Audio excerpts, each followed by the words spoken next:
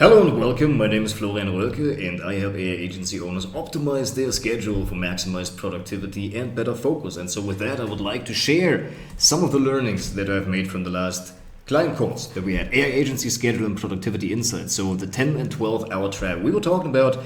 And here I'm going to share some very practical, tactical insights that I found. The 10 to 12 hour trap basically means that a lot of AI agency owners work long hours, which sometimes it's necessary currently because it is a work season, in my fair opinion. Now is the time to really capitalize on the early first mover advantage and work as much as we can here with the caveat without falling out of balance. And so the conversation that we were having is that they had a team alignment meeting of wanting to work between 6 to 8 hours, which was ideal. And the great thing about that is everyone on the team was in alignment with that preferred schedule. So once we have the goal, once we know what we are shooting for, what we are going for as an agency together with our partners, we know exactly, or at least we know the goal is clear, and then we can make a plan how to get there. It would be worse if people weren't aligned and somebody would be wanting to work 10 to 12 to 14 hours and other people only 6 to 8. So with that, achieving team alignment on work-life balance. So it is very important that we are aligned on work-life balance, what that means and how we want to work. And so when the outcome is clear, then we can also say, okay, what do we maximize for? What do we position ourselves in? What kind of niche, what kind of industry? How do we get to this goal? Because once it's clear, okay, I want to work between 6 to 8 hours each day, then we can say, okay, well, instead of maybe posting also on X and maybe also on Instagram, I'm only going to do one channel. You get different ideas when you have the outcome clear in mind.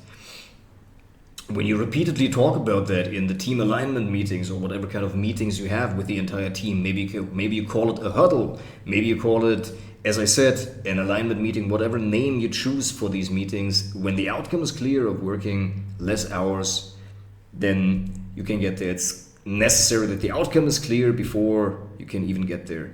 Okay, the custom project scaling problem. So we were taking a look at, okay, what do we want to do? Because a lot of the custom projects, not only do they take a lot of time, not only do they need to be scoped out and then clients need to be gotten back to with the scope of the project, but it is also the case that they generally take longer time. And one of the partners in that agency has been telling me that switching between the tasks has been challenging for him in particular. And so when custom projects come in and you do a lot of things for the first time, a lot of these projects, of these processes you do for the first time, every time anew, it is generally challenging. So scaling custom AI projects requires systemic solutions. Project scaling problem, founder dependency, we've talked about that.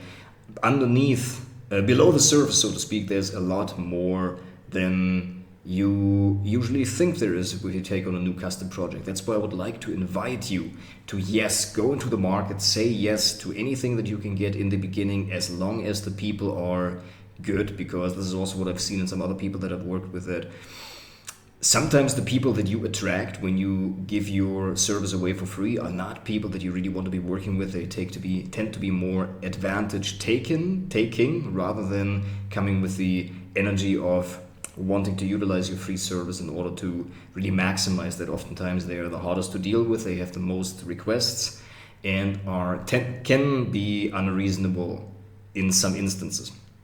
So with that, the more that we have underneath the surface of that iceberg, that's what happens with custom projects oftentimes. So strategic no framework. We also want to make sure, what do we say no to? Are we clear about? Because there's a certain sense of personal power that comes from being able to say no to another project.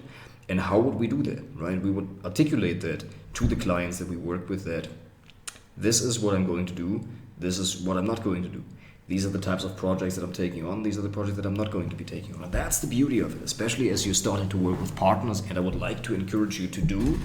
And if you do, to rest assured that you're doing things right. If you don't and you're really working on your own, it can still work, but I would encourage you to find partners if you don't do that, because a lot of the times I see that the successful agencies that I know have gotten there to the point of success for a reason. Oftentimes they have co-founders, oftentimes they work together, oftentimes they have an existing digital skill set they bring into the table, and oftentimes they're also married and not single.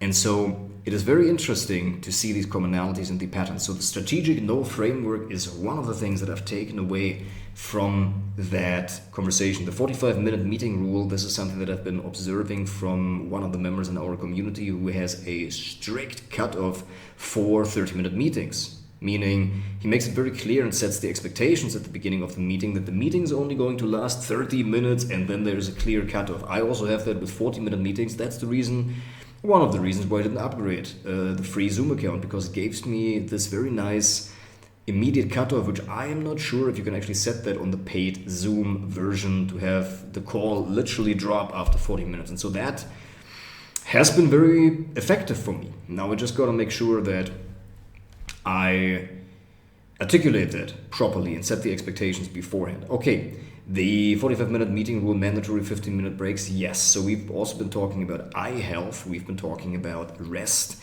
So the question is, do we set times to rest in between the meetings? Is that maybe beneficial?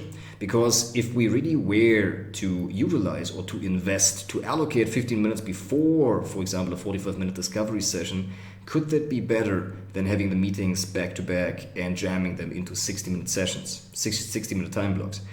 So what I'm saying is, potentially, depending on the outcome that you want to have happen in the session, if it's, for example, a discovery session, your outcome is that the client will go ahead with either a down payment and then you send over the scope, or you actually start charging for the scoping, or you just start charging for the project right to begin with and the person puts money down right away, or at least you set a different meeting for later this time where another decision maker can be on the call as well. That's all possible. These are all possible outcomes. And now let's imagine this. What if it is easier for you to get to that desired outcome if you actually invest 15 minutes beforehand in order to rest, to relax, to refresh, to recharge, to make it clear in your own mind? Maybe you verbalize that to yourself what the outcome of that meeting is for 15 minutes before. So there are a lot of benefits from small breaks, eye health, mental rest, productivity, right?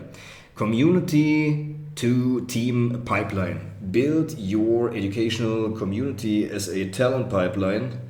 My goodness, hey. All right, there's so much to pay attention to. I'm going to take these out. Anyways, community to team pipeline. Man, all right here.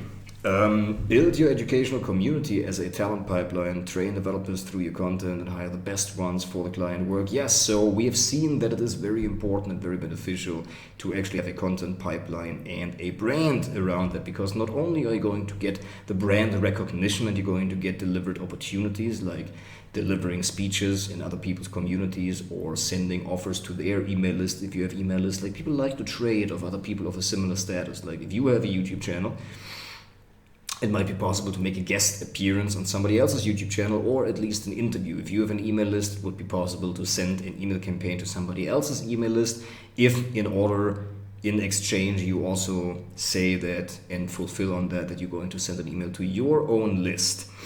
If it is a community or a podcast, etc., you get the point. So there's a benefit to having a brand which is tremendous. And we've seen that even with small YouTube channels, that the brand awareness, the brand recognition is going to be very different. And it's going to be much better when you actually have a small brand and a small YouTube channel. And so front loading your intents, so towards the brand.